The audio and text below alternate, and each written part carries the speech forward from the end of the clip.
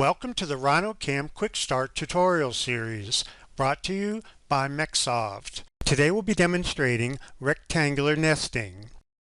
Before we begin, let's talk a bit about the RhinoCAM display.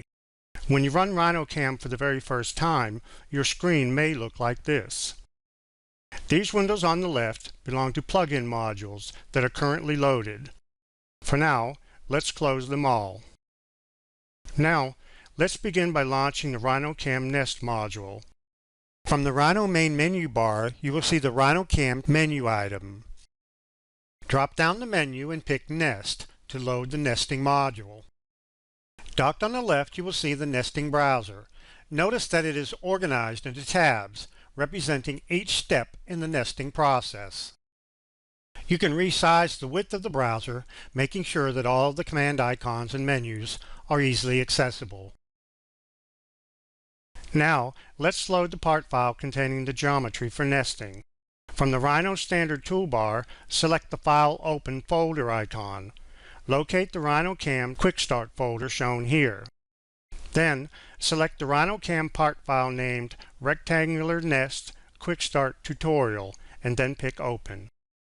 The following basic steps are included in the nesting process. First, we load the RhinoCAM Nest module and define the nesting type to be performed. Then, we open the Rhino drawing where the stock material and production parts are staged. Then, we select the sheets to nest our parts in, and then select the parts to nest. We choose our desired nesting parameters. Then, we preview the nest, making any final adjustments. Finally, we commit the nest, creating the actual nested sheet geometry. Let's take a look at what we've done in Rhino to prepare for nesting. You can refer to this as the staging process. We have brought together and located on the screen the geometry that we want in the nesting process. As you can see, we have one or more shapes that represent the stock or the remnant material. We also have one or more shapes that represent the production parts that we want to nest within the stock material. Here are two tips to consider when staging your parts. First, when you stage your parts, stage them around the outside of the stock material, not within the stock material. The nesting software will place the parts in the stock for you. Secondly, do not place parts inside the cutouts of larger parts, as this may confuse the nesting software into thinking that it is a detail of the larger part. Keep all of your parts separated. Now, from the nesting browser, choose the Select Type of Nesting tab. In this guide, we will be demonstrating rectangular nesting, so we will select that option. You will notice a Help button located on each tab of the nesting browser. Selecting it will display documentation for each option on the active tab. From the Select Sheets tab, pick Select Curves. Now, we select the shapes that represent the stock material and then right-click or press Enter to end the selection. Notice that an entry is made into the table. A default name is generated as well as the count, and we'll get back to the grain direction in just a little bit. Let's change the count to 2. This means that there are 2 identical sheets used to nest the parts. You can select additional shapes for stock, but all of them must be rectangular.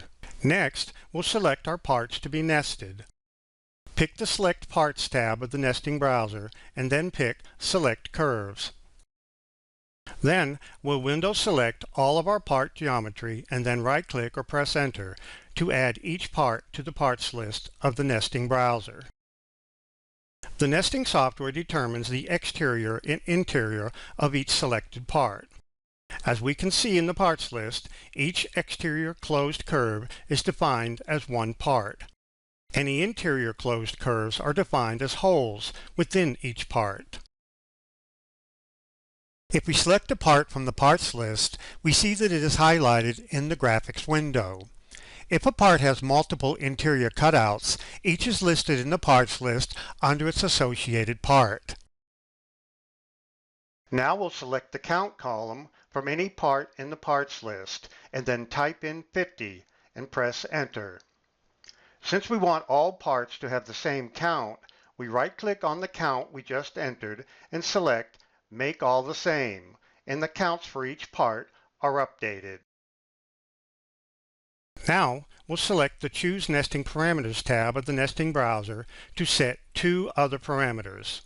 The first one sets the distance between adjacent parts. Here, we'll enter 0.15. The second is the distance between the outermost parts and the outer edge of the stock material. For this, we'll enter 0.25. There are also options to automatically tag each nested part, and layout options for arranging your nested sheets. Now we'll select the Estimate Number of Sheets button. We see that the number of sheets required is greater than the number of sheets we entered on the Select Sheets tab, so we select the Update Sheet Count button. We are informed that the sheet count has been updated, and we pick OK to close the dialog. Now we'll select Execute Nest, and we're moved automatically to the Preview Nesting tab. Here, you can preview each sheet and request a report if needed. The last thing we want to do is to impose a grain direction control on this larger part to force it to be vertical. In order to do that, I need to specify the grain direction on the stock material as well as that part. First, we'll go back to the Select Sheets tab and set the grain direction to a long X.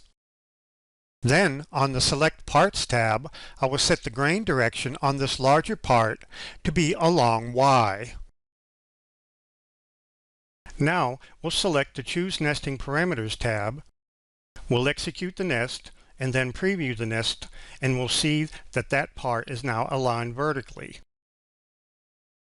Each time the nest is generated, the system will calculate an efficiency factor, referred to as % utilization of the stock material.